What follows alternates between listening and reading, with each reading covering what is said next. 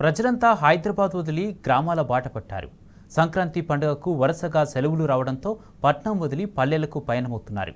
హైదరాబాద్, సికింద్రాబాద్ జంట నగరాల్లోని ఏపీ ప్రజలు వారి స్వస్థలాలకు తరలి వెళ్తుండటంతో హైదరాబాద్, విజయవాడ జాతీయ రహదారిపై వాహనాల రద్దీ నెలకొంది. పంతంగి టోల్ ప్లాజా వద్ద ట్రాఫిక్ జామ్ కాకుండా టోల్ సిబ్బంది పకడ్బందీ ఏర్పాట్లు చేశారు. అదనంగా 30 మంది సిబ్బందిని నియమించారు. 5 సెకండ్ల వ్యవధిలోనే ఫాస్టాగ్ స్కాన్ అయ్యి వాహనం ముందుకు వెళ్లేలా సాఫ్ట్వేర్ను అప్డేట్ చేశారు.